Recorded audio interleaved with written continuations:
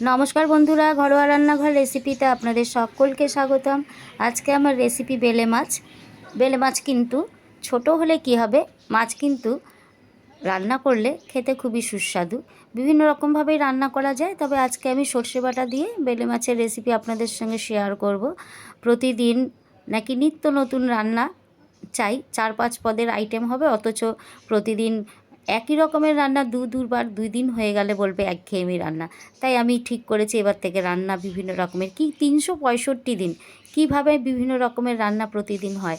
একদিন নুন ছাড়া করব, একদিন নুন দিয়ে করব, একদিন নুন বেশি দিয়ে করব ঠিক করেছি, একদিন হলুদ ছাড়া করব, একদিন হলুদ কম দিয়ে করব, একদিন হলুদ বেশি দিয়ে করব, আর কখনো কখনো পেঁয়াজ দিয়ে করব, পেঁয়াজ ছাড়া করব। এইভাবে নানান রকম রেসিপি, নতুনত্ব আনতে হবে রেসিপিতে, এই আমি ঠিক করেছি। তা কি করব, প্রতিদিন নাকি একঘেয়েমি রান্না খাবো না, নতুন নতুন রান্না খেতে হবে। তাই আমি মনে মনে ঠিক করেছি এইভাবেই নতুন রেসিপি রান্না করতে হবে ঘরের লোককে খুশি করবার জন্য। যাই হোক, একটু মজা করলাম। নুন হলুদ দিয়ে মাছটাকে মেখে রাখলাম।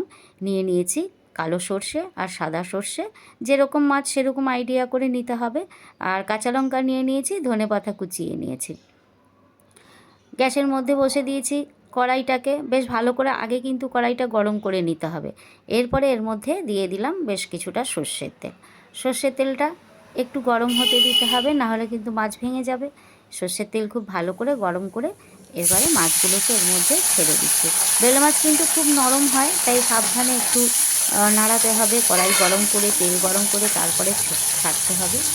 ছেড়ে দিয়েছি বেশ কিছুক্ষণ পরে। এইবারে মাছগুলোকে আমি একটু উল্টে দেবো। তবে আপনাদের কাছে আমার রিকোয়েস্ট, যারা আমার চ্যানেলে নতুন তারা কিন্তু আমার চ্যানেলটিকে সাবস্ক্রাইব করতে ভুলবেন না, আর পাশে থাকা বেল আইকনটি টিপে দিলে সমস্ত নোটিফিকেশান আগে আপনার কাছে পৌঁছে যাবে। আমার যত রান্না সবার আগে আপনার কাছে পৌঁছাবে। তবে আপনাদের কাছে বিশেষভাবে আমার মিনতি, প্লিজ আমার চ্যানেলটিকে আপনারা একটু সাবস্ক্রাইব করবেন। আর আমি যাতে নিত্য নতুন রান্নার রেসিপি আপনাদের সঙ্গে শেয়ার করতে পারি, তার জন্য আপনারাও শেয়ার করবেন সবার সঙ্গে। ভালো লাগলে কিন্তু কমেন্টসে জানাবেন। মাছগুলোকে খুব ভালো করে ভেজে তুলে নিয়েছি। এর মধ্যে কালি জিরা দিয়ে দিলাম, আর সর্ষে কাঁচা লঙ্কা বাটাটা দিয়ে খুব ভালো করে একটু ভেজে নিচ্ছি। তবে গ্যাসের আঁচটা মিডিয়ামে রেখে এই সময় কিন্তু রান্নাটা করতে হবে। দিয়ে দিচ্ছি 1 চামচ কাশ্মীরি লঙ্কা, স্বাদ অনুযায়ী লবণ, 1 চামচ হলুদ গুঁড়ো, সামান্য একটু চিনি দিয়ে দিচ্ছি স্বাদের ব্যালেন্সের জন্য, আর কয়েকটা কাঁচা লঙ্কা। যেহেতু আমি সর্ষে বাটার সঙ্গে কাঁচা লঙ্কাটা পেস্ট করে নিয়েছি, তাই কাঁচা লঙ্কাটা কমিয়ে দিলাম। এবারে মশলাটাকে মিডিয়াম আঁচে বেশ খানিকক্ষণ কষিয়ে নিচ্ছি, তেল বের হওয়া পর্যন্ত। এই মাছটা রাঁধতে খুবই কম সময় লাগে, বেশ অল্প সময়ের মধ্যে রান্নাটা হয়ে যায় সর্ষে বাটার যে কোনো জিনিস। তবে সর্ষেটাকে খুব ভালো করে একটু কষিয়ে নিয়েছি আমি। তেল ছেড়ে এসছে, সর্ষেটা কিন্তু আমার কষানো হয়ে গেছে। এবার আমি এর মধ্যে দিয়ে দিচ্ছি মশলার বাটিটা ধুয়ে একটু জল।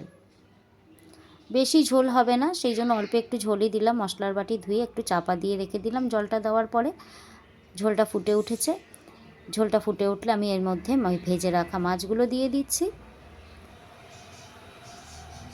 মাছগুলো দেওয়ার পরে একটু নেড়ে চেড়ে বেশ খানিকক্ষণ ফুটিয়ে নিয়েছি আমি। একটু ধনেপাতার কুচি দিয়ে দিয়েছি। এখন গরমকালে ধনেপাতা বেশি রাখাও যায় না, আর ধনেপাতা প্রচুর দাম, তাই সামান্য একটুই ধনেপাতা দিয়ে দিয়েছি। বেশি করে দিলে আরও ভালো হতো। এর মধ্যে একটু নামানোর আগে কাঁচা তেল ছড়িয়ে দিয়েছি। সর্ষে বাটার মধ্যে একটু কাঁচা তেল ছড়িয়ে দিলে খেতে খুব টেস্ট লাগে, খাওয়ার সময় স্বাদ হয় ভালো। এই জন্য সবসময় সর্ষে বাটায় রান্নার শেষে একটু কাঁচা তেল অ্যাড করতে হয়। রান্নাটা কিন্তু শেষ হয়ে গেছে। দেখুন একটা অসাধারণ কালার। গ্যাসের ফ্লেমটা আমি অফ করে দিয়েছি, খুব সুন্দর কালার। এবার আমি এটাকে প্লেটিং করে নিচ্ছি।